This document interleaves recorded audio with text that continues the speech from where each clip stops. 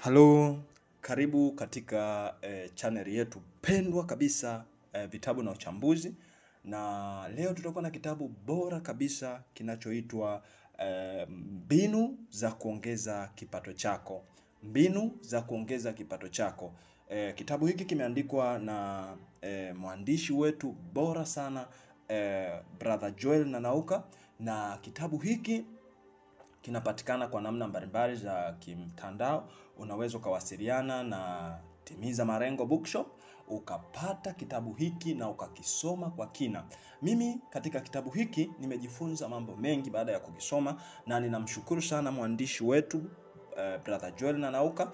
Unaweza ukafuatilia zaidi katika akaunti zake, ukaendelea kujifunza na kujipatia maarifa kuhusu mbinu mbalimbali za kuongeza kipato chako. Tunajua tupo katika nyakati ambazo tunatamani kuwa na hatua zaidi. Hakuna namna ambayo unaweza ukawa umeridhika na kipato ulicho nacho, unatamani kiongezeke. Katika biashara unatamani kuongeza kipato, katika kazi unayofanya unatamani kuongeza kipato, na kila siku perika ni hiyo ya kutaka kuongeza kipato.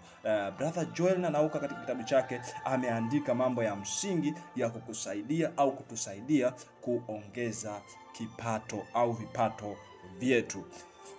Hivyo ninakusihi ufuatane na mimi mwanzo hata mwisho wa kitabu hiki, na nitakapokuwa nikifanya uchambuzi kwa ufupi. Sitaenda kwa kina ili upate muda wa kupata yaliyomo na wewe ukatafute hicho kitabu ujifunze kwa kina. Vitabu hivi ni vitabu bora sana. Utakuwa na mchambuzi wako Jafet Katana. Mimi nitakuchambulia kitabu hiki kwa ufupi kwa yale ambayo nimejifunza na kuyapata katika kitabu hiki ambacho Brother Joel Nanauka amekiandika. Moja ya changamoto kubwa, tunaanza kama ifuatavyo. Moja ya changamoto kubwa katika nchi yetu ni kukosekana kwa uhakika wa kipato. Utafiti ulifanyika na kugundua zaidi ya watu ya 68% ya Watanzania wenye nguvu ya kufanya kazi wanategemea ujira wa kila siku. Watu wengine umri zaidi ya miaka 65 hawana kipato kabisa. Pia Watanzania wengi wanategemea kipato toka chanzo cha aina moja. Utafiti ulifanywa 2017 na taasisi ya Finscope inayojihusisha na masuala ya kifedha. Kwa utafiti huu tunaona kabisa kuna watu ambao wengi wanategemea kipato cha namna moja, yani mkondo mmoja wa kipato, lakini tuna watu wengi pia ambao hawana kipato kabisa. Lakini pia tumeona wengine ambao wanategemea ujira wa siku kwa siku. Hivyo katika kitabu hiki tutajifunza namna ya kutusaidia kama ulikuwa na chanzo au mkondo mmoja wa kipato, uwe angalau na mikondo 2, 3 na kuendelea, na mwingine alikuwa hana kabisa, aanze kuwa na wazo la kumsaidia kupata hatua ya kuwa na mkondo hata wa kumletea chochote kitu pale ambapo anakuwa anaendelea kuimarika na kujimarisha. Na sheria 4 za pesa zenye kukusaidia kuongeza pesa zako. Naona tuanze kwanza sheria 4 za pesa zenye kukusaidia kuongeza pesa zako. Kwanza, tafsiri ya pesa ni kile unachokihitaji ili kubadilisha upate kile unachotaka. Is any medium of exchange. So tunapozungumzia pesa, tunataka kwanza kuzungumza kuhusu medium of exchange, yani kile unachokuwa unakihitaji ili upate kile unachokitaka. Kuna kama hivi unakuta ukiwa na noti hizo, unaweza kaenda dukani ukapata kiberiti, ukapata sijui soda na nini na vitu vingine ambavyo utavihitaji kwa sababu ya kuwa na hiyo medium of exchange. Pesa ni zawadi unayopewa baada ya kutatua tatizo la mtu. Unapotatua matatizo mengi unapata pesa zaidi na ya kwa ukubwa ule unaoendelea kutatua matatizo. Ya kwanza, watu wengi wanashindwa kufanikiwa kifedha sababu wanabadilisha kiwango cha matumizi yao kwa kasi ile ambayo kipato kinabadilika. Hii inaitwa ni kanuni ya Northcote-Parkinson, yani kuwa wengi. Yani kanuni ya kwanza ya hapa ya tumeona sheria kuu 4 za pesa ni kusaidia kuongeza kipato. Anasema watu wengi wanashindwa kufanikiwa kifedha sababu wanabadilisha kiwango cha matumizi yao kuwa yani kwa kasi ile ile ya kipato kinapobadilika. Mfano, ulikuwa unalipwa Tanzania shilingi 400,000 katika kazi uliyokuwa unafanya, ukapata kazi na kulipa Tanzania shilingi 600,000, unakuta makazi yako yani kasi yako ya matumizi au kwa sababu sasa kipato kimeongezeka, tulitarajia angalau katika ile 200,000 iliyoongezeka kuna vitu vingine vya maana utavifanya, lakini unakuta tena unafanya mwezi mmoja miwili unarudi kwenye msururu ule ule wa kulalamika kwa kipato hakikutoshi, kwa sababu unakuta matumizi yako umeyaongeza. Nyumba uliyokuwa umepanga unakaa umebadilisha, umeenda ya bei kubwa zaidi, mavazi, sijui kila kitu ambacho ulikuwa unakifanya unakuta umeongeza. Kwa kadri unapoongeza matumizi kwa kasi ile ile ya kipato kinapoongezeka, ujue kabisa utaendelea kupambana katika umasikini na kipato chako hakitaongezeka. Lakini namna ya kuongeza kipato ni kuvunja hii kanuni, kuwa pesa inapoongezeka matumizi yabaki vile vile au yashuke chini kidogo, ili uweze kuwa na kiasi ambacho unaweza ukaweka akiba, unaweza baadaye ukawekeza na ukapata chanzo kingine cha mapato. Usifanye haraka kuongeza matumizi ukiongeza kipato chako. Hii ndio hekima ya kuweza kukusaidia. Lakini jambo la pili au sheria ya pili anaisema mtu bora sana katika mambo ya kifedha, na ameandika kitabu kinaitwa The Richest Man the Babylon, anaitwa George Clason. Anasema kila pesa inayopita mikononi mwako, na hakikisha kuna sehemu unahifadhi kwa ajili ya uzalishaji. Yani kila pesa inayopita mikononi mwako weka, jua kabisa kuna kama tunda lilivyo lina sehemu ya kuliwa na lina mbegu. Kila mbegu siku zote ni chungu. Kwa hakikisha kila kipato kinachopita mikononi mwako una sehemu ambayo unatumia na una sehemu ambayo unaweka. Na mara nyingi inashauriwa kwa angalau anzia 10% ya kila kinachopita mikononi mwako, tunza kwa kiasi fulani kwa ajili ya uzalishaji. Warren Buffett, huyu naye ni mmoja ya matajiri, anasema wekeza pesa kwenye eneo ambalo umelifanyia utafiti na unalifahamu. Hii ni sheria ya 3. Unalifahamu, usiwekeze kwa kufuata mkumbo na kutamanishwa kupata fedha kubwa kwa haraka. Najua watu wengi wamewekeza fedha zao. Tumeona kuna makampuni kadhaa tunasema kwa kibongo tunasema wamewaliza, wamewatapeli watu kwa sababu waliwaahidi yako mengi yamepita. Tunayajua ni makampuni hayo ya upatu ambayo yanawaahidi watu wekeni pesa, baada ya mwaka mmoja, baada ya mwezi mmoja au wiki moja au siku 2 unapata mara 2 ya kiasi utakachoweka. Kwa unakuta watu wengi wanaingia huko wanaweka mapesa, baadaye wanapotea, wanafunga hiyo mitandao yao na wanapoteza. Kwa unakuta wekeza eneo ambalo umelifanyia utafiti, ili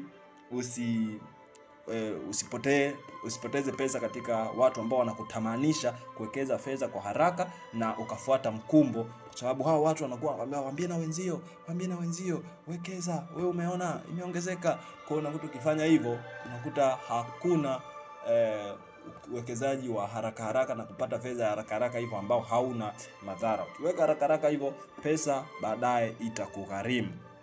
Lakini kuna kanuni ya 4 au sheria ya 4 ambayo tunaipata kutoka kwa tajiri namba 1 Afrika, Aliko Dangote. Anasema njia rahisi ya kujihakikishia unapata pesa basi ni kuhakikisha unafanya kitu kile unachokipenda sana.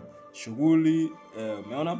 Kwa hakikisha unafanya kitu unachokipenda sana kwenye maisha yako. Tafuta kile kitu unachokipenda, kigeuze kuwa shughuli ya kuleta kipato. Turn your passion into your business. Kwa badili kile unachokipenda alafu kifanye kuwa ni biashara.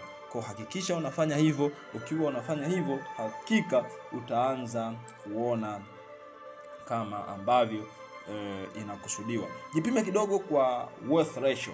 Tujue maana ya uwiano, kipimo cha uwiano wa utajiri. Yani ina maana kiasi cha siku au mwezi ambayo utaweza kuendelea kuishi bila kuingiza kipato chochote na kuendelea kuishi kama ulivyozoea bila kushuka. Yaani ikatokea ukaacha kuingiza kipato chochote, ni kiasi gani unacho ambacho kinaweza kikakusaidia ukaendelea kuishi maisha yale yale, utaishi kwa muda gani? Kwa sababu sasa ukikuta huwezi kuishi hata mwezi, hata wiki, hata siku kadhaa, kila siku unapaswa ukapambane ili kupata kitu, ujue kabisa unahitaji kuongeza kipato chako. Lakini wewe ukiona bado na miaka michache tu, au ambayo haiwezi kafika hata miaka, kwa kitu ulicho nacho, unapaswa pia kufikiri na kujifunza maarifa haya ya kukusaidia kuongeza kipato chako.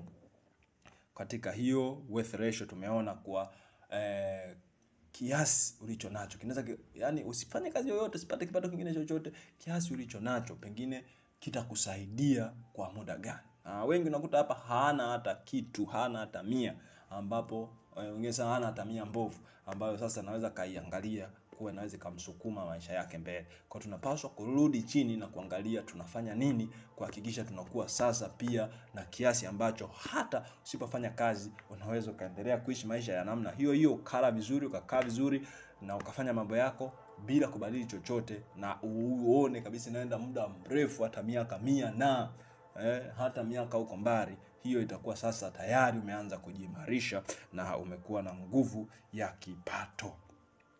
Lengo lingine katika kipato liwe kuongeza wealth ratio, kiwango cha muda wa kuishi kama sasa, lakini bila kuwa na kipato chochote kinachoingia. Kwa pia hiyo liwe lengo lingine unapojifunza katika kuongeza kipato. Hakikisha pia unajua kuhusu hii wealth ratio, uwiano wa kipato, uwiano wa utajiri. Namna ya kupata wealth ratio kwa sasa: chukua akiba yako ya sasa, umeona, ambayo ni kwa benki au kwa simu, na mali zinazoweza kubadilishwa kuwa fedha kirahisi. Kwa angalia vitu ulivyo navyo ambavyo unaweza kuviuza na nini, ambayo kubadilisha kuwa fedha kirahisi. Alafu baada ya kupata, orodhesha madeni yote unayodaiwa. Kwa baada ya kupata hicho, alafu orodhesha madeni unayodaiwa.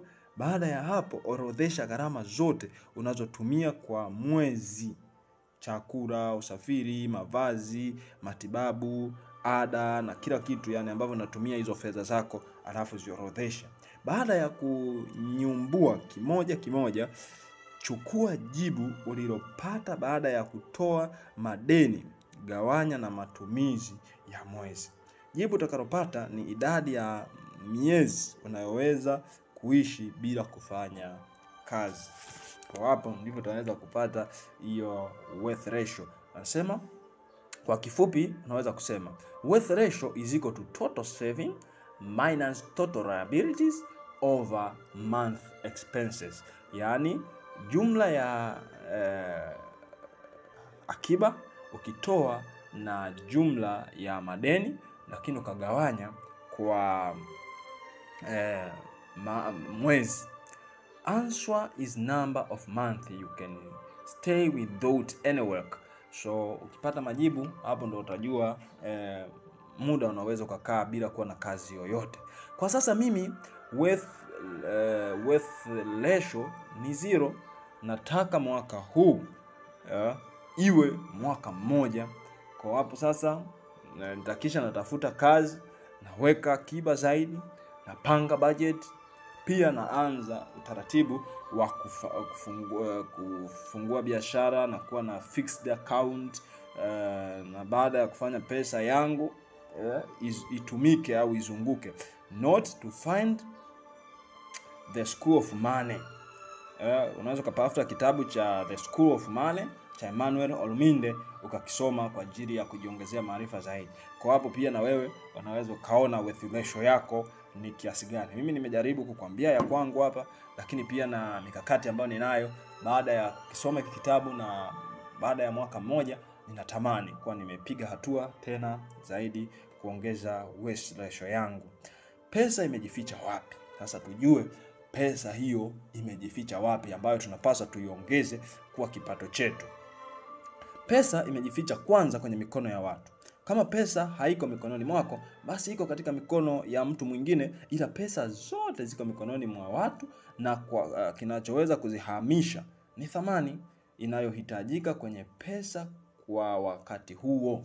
Kwa unaona, pesa zote ziko mikononi mwa watu.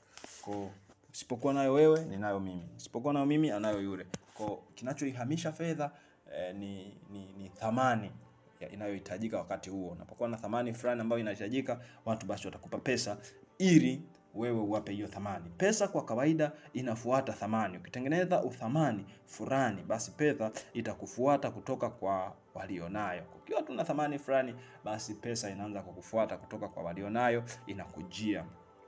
2, pesa imejificha kwenye matatizo. Pesa imejificha kwenye matatizo. Unapokuwa unatatua matatizo, unapata fedha. Kwa mfano, jiulize katika mazingira unayoishi, matatizo yapi unaweza kutatua?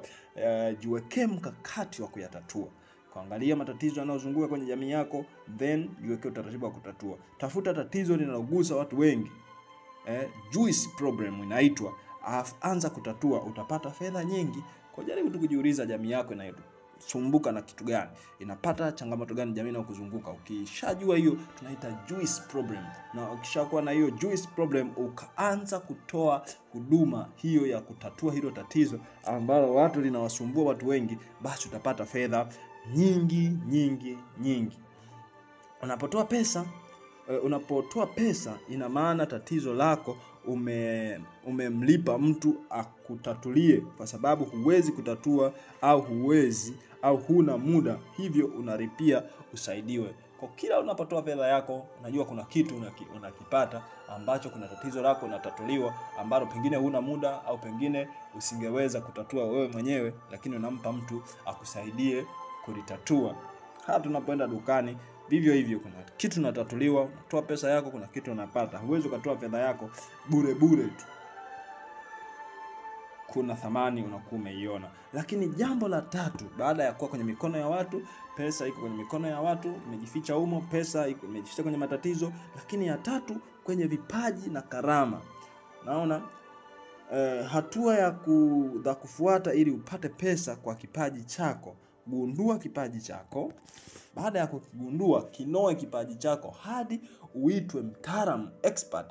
Hapa inabidi kipaji kutoka kuwa malighafi kiwe bidhaa, kwa mazoezi makali na kusoma zaidi na kadhalika. Wengi wamepeleka sokoni vipaji bado ghafi, vimekosa thamani halisi. Kwa hakikisha unakinoa kipaji chako, kitakapotokea kiwe ni bidhaa ambayo watu wanaweza wakapata kitu kutoka hapa. Lakini sehemu ya 3, kionyeshe kipaji chako, expose. Anza kuonyesha kipaji chako. Hapo fanya bidii kukionyesha, hata kama hautalipwa. Waonyeshe ulichonacho. Kipaji cha wastani kilichoonyeshwa kina thamani kubwa kuliko kikubwa au kuliko kipaji kikubwa kilichofichwa. Kwa lazima uonyeshe kipaji chako. Usipende kuelezea naweza kufanya, fanya watu waone. Kwa usiseme sana mimi naweza kufanya hiki, naweza kufanya. Fanya watu waone. Kama wewe ni mzungumzaji, zungumza watu wasikie. Kama wewe ni mtu ambaye kuna kitu unaweza kufanya, fanya watu waone. Wakiona kipaji chako, basi wataanza kukuhitaji. Kiuze kipaji chako. Commercialize, make it product or service. Kufanya hicho kipaji chako kiwe ni huduma au kiwe ni bidhaa.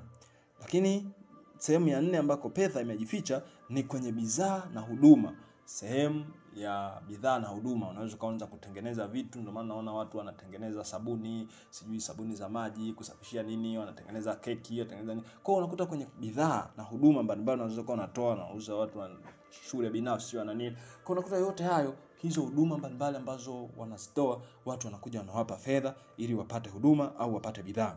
Lakini jambo la 4 au jambo la 4 ndo kwenye bidhaa na huduma. Jambo la 5 ni kwenye ujuzi na uzoefu, skills and expertise. Hasa hapa kwenye mambo ya ajira ndio utaona wanataka expert au ujuzi au uzoefu na ujuzi fulani. Hapo nakuta unapata ajira kwa sababu ya ujuzi na uzoefu fulani. Lakini kwenye mawazo au ideas. Kwa hii ni eneo la 6 ambalo fedha imejificha huko. Kwanza tumeanza kuona ipo kwenye mikono ya watu, tumeona imejificha kwenye matatizo, tumeona kwenye vipaji na karama, tumeona imejificha kwenye bidhaa na huduma, tumeona kwenye ujuzi na uzoefu, lakini tunaona kwenye mawazo na ideas.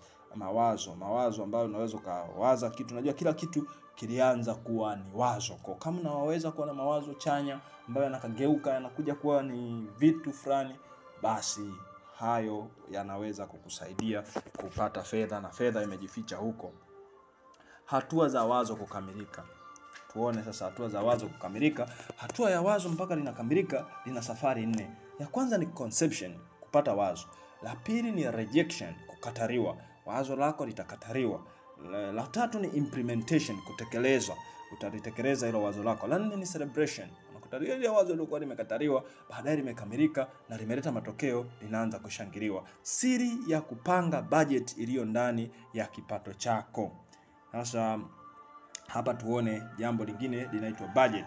Budget ni kuweza kupangilia kipato unachokipata na matumizi kitumike sawa sawa na matumizi ambayo unayataka yatumike. Lakini anasema makundi ya watu kutokana na wanavyotumia kipato wanavyotumia na kupata fedha. Maskini anaingiza kipato kwa njia ya mshahara, kinaongezeka kwa muda mrefu. Unafanya kazi ukilipwa kwa kile ulichokisomea. Hiyo ni maskini. Unapata pesa inaishia kwenye matumizi ya kila siku, kuendesha maisha. Na tatu, hapa nyingine, huwezi kupata pesa ya ziada za kuweka akiba au kuwekeza. Hiyo yote ni maskini. Hawana chochote kwenye maisha yao cha kuingiza pesa zaidi ya mshahara wanaolipwa na mwajiri wao. Kwa unakuta maskini wenyewe wanategemea kwenye chanzo kimoja, lakini mshahara wenyewe wanategemea pengine uongezeke mara moja kwa mwaka au hivyo, na pengine hata usiongezwe, na mambo ni kama hivyo. Lakini kipato cha kati wanaonekana wana mafanikio kwa nje na wanapewa heshima na jamii. Wanaongoza kumiliki vitu vya mkopo na kipato chao kinaishia kulipa madeni. Wana magari ya mkopo, TV, subscription, wana shughuli mbalimbali. Wakiajiriwa, pesa hawezi kufika mwisho wa mwezi. Yaani kama huyu mtu wa kipato cha kati ameajiriwa, fedha yake haikutani mwezi na mwezi. Lakini wananunua vitu visivyowaingizia pesa, bali kuchukua pesa wakichukua mkopo. Mtu anachukua gari ya kutembelea na hivyo hamna hata kitu kingine anacho, ila anataka tu ufahari. Lakini kundi la tatu wanapotumia fedha na wanapozipata ni matajiri. Matajiri hununua kitu cha kuwalipa fedha kila siku, asset. Wakati wengine wananunua liabilities au vitu vya kuchukua pesa mfukoni mwao, lakini hao matajiri wananunua kitu cha kuwaletea fedha mfukoni. Lakini jambo lingine, hununua na kuwekeza katika vitu vinavyoendelea kuwaletea pesa. Lakini wako tayari kuonekana hawana pesa kwa muda, huku wakiandaa kitu cha kuwaingizia pesa. Hii ndio akili na mawazo ya kitajiri. Wanafuata law of trade-off katika kitabu cha John Maxwell, Principle of Growth. Yaani unajinyima kufanya mambo fulani kwa muda ili kutimiza kusudi fulani. That is the principle of growth, ambayo inaitwa law of trade-off.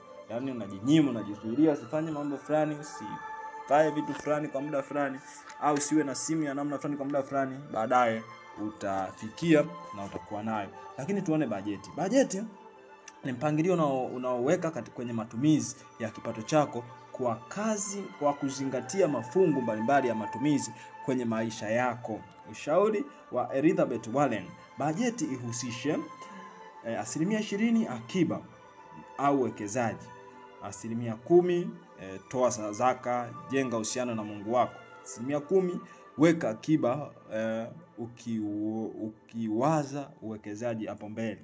Lakini 50% matumizi ya lazima, needs. Kuna matumizi ya chakula,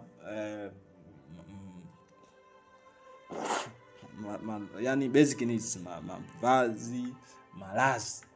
Hiyo mambo ya msingi. Tumia nusu ya kipato chako. Jitathmini matumizi haya yasizidi 50%, yani jumlisha usafiri, chakula,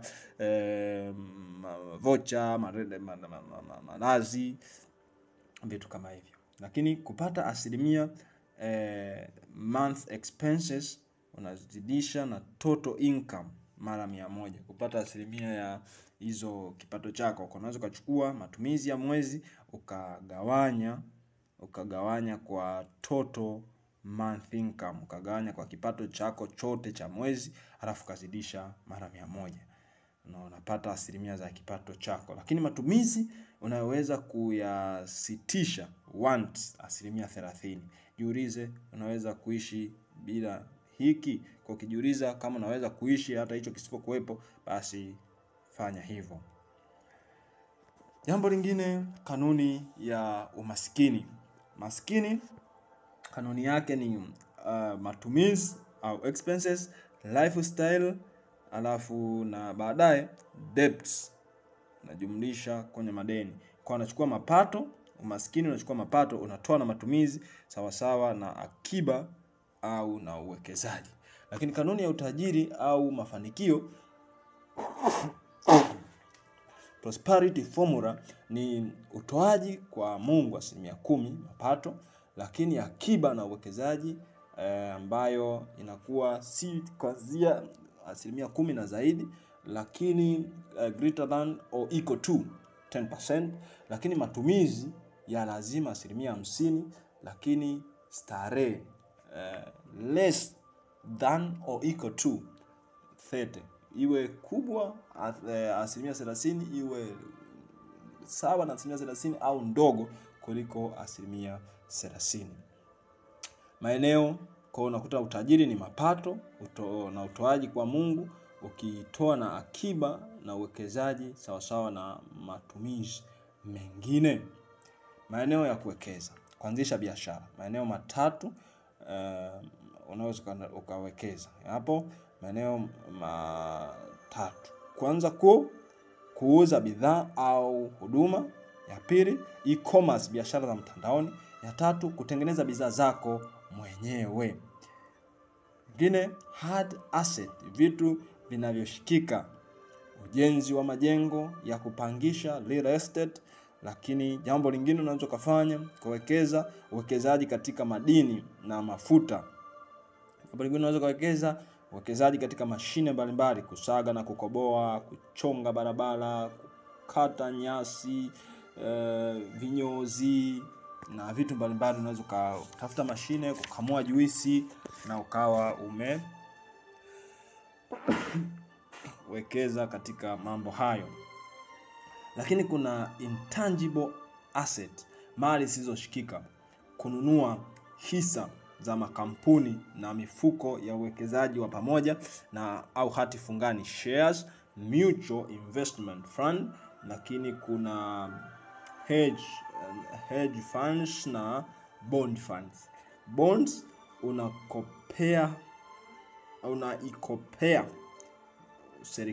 unaikopesha serikali au kampuni kwa muda fulani, watarudisha faida. Bondi za serikali zinauzwa kila Jumatano katika soko la DSE. Hili ni soko Dar es Salaam Stock Exchange Market. Unaweza kulitafuta na kulifuatilia ukajifunza zaidi namna unaweza kununua hizo hisa na hata hizo bonds, ambazo bonds mara kadhaa au mara nyingi zinauzwa na benki kuu BOT. Hati miliki za kazi zako, copyright, patent and intellectual property. Hiyo pia inaweza kukusaidia kupata hatua au fedha zaidi. Njia za kupata mtaji. Sasa wengi wanatamani, mimi natamani nipate niwe na mtaji au nifanye kitu sina mtaji. Sasa tuone njia unazoweza ukazitumia ili kupata mtaji na ukaongeza kipato. Ya kwanza ni kwa ndugu na marafiki. Unaweza ukaomba kwa ndugu na marafiki, ukawaeleza wazo hilo nalo, na wao wakakuchangia, wakakupa kiasi cha fedha walizonazo na ukaanza kufanya kitu. Jambo lingine au sehemu nyingine ambapo unaweza kupata mtaji ni kuuza vitu binafsi kama vile simu, TV na kadhalika. Na kitu cha thamani na kimiliki unaweza kukiuza ili ukapata mtaji, kwanza kufanya kitu ambacho kitakuletea fedha zaidi na zaidi. Lakini nyingine ni kuwekeza akiba, kuweka akiba binafsi. Unaweza kuweka akiba binafsi mpaka unafika mahali fulani unapata mtaji wa kufanya kile kitu unachotaka. Lakini jambo lingine, vikundi vya kuweka na kukopa. Kwa unaweza pia ukapata mtaji kutokana na vikundi vya kuweka fedha na kukopa fedha. Lakini jambo lingine, unaweza kupata mtaji kwa ubia na wa mwekezaji na mwanahisa au mwanahisa. Unaweza kawekeza mahali ukawa ni mbia wa mahali hapo au kawa mwanahisa. Lakini nyingine, taasisi za kifedha, unaweza kaenda bank ukapata mkopo.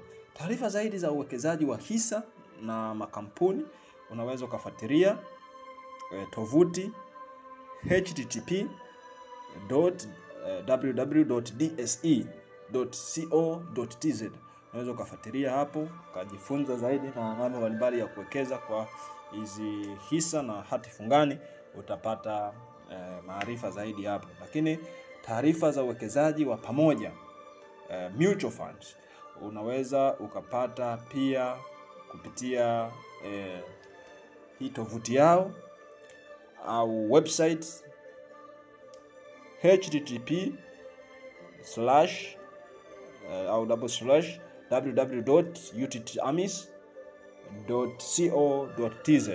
Lakini hati fungani za serikali unaweza pia ukajifunza au ukapata kutokana na tovuti yao http://www.bot.go.tz/financial-markets.asp. Kwa ukifanya hivyo unaweza pia ukapata hizi tovuti ukazipitia na kuzitembelea, ukajipatia maarifa mbalimbali kuhusiana na uwekezaji wa hizi bonds, uwekezaji wa hizi mifuko ya pamoja na uwekezaji wa soko la hisa. Hivyo ninakusihi sana, fuatilia haya mambo, jifunze na jiongezee kipato chako. Ukijiongezea kipato chako, uhuru wa kweli ni uhuru wa kiuchumi. Unapokuwa na uhuru wa kiuchumi, unaweza ukaenda unapotaka, unaweza ukala unachotaka, unaweza ukavaa unachotaka, unaweza ukafanya kile, unaweza kumtumikia Mungu wako kwa vile unavyotaka, kwa fedha zako, na kila kitu ambacho unakuwa unatamani kukifanya unakifanya.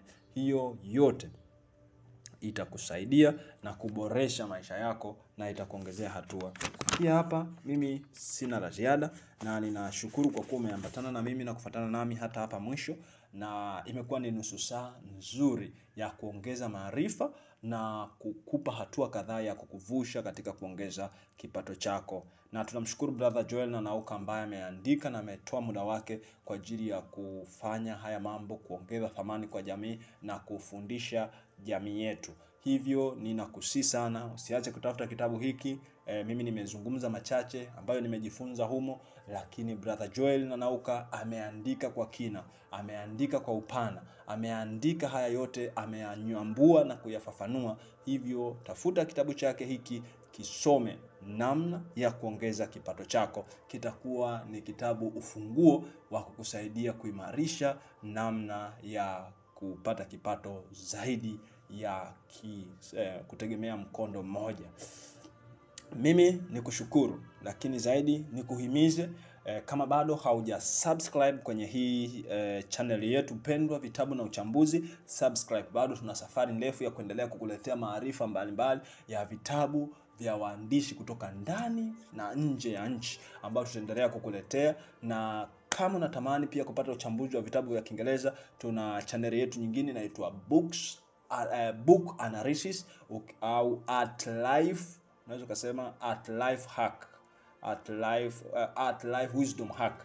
Unaweza ukapata pale, ukatuona, ukapata vitabu vyako vingine vya ambavyo tumevichambua vya lugha ya Kiingereza. Lakini hapa tutaendelea kuchambua vitabu mbalimbali vya lugha ya Kiswahili, vya kiroho, vya kiuchumi, vya kiuongozi na hatua mbalimbali za kuweza kukusaidia kuwa bora zaidi kupitia katika vitabu hivi. Ninakusihi sana, subscribe hapa, share na mwenzio katika hizi jumbe ambazo tutakuwa tunaendelea kuzileta hapa. Endelea kufuatilia. Maarifa ndio msingi wa kukuletea nuru ya kuongeza katika uchanya wa maisha yako. Kama utakuwa huna maarifa, basi utakuwa bado uko gizani. Lakini sisi tumejitoa kuhakikisha unapata maarifa kwa namna nyepesi na bure kabisa kupitia hii YouTube channel yetu. Kwa hiyo ninakusihi sana, share this video, waonyeshe na rafiki zako.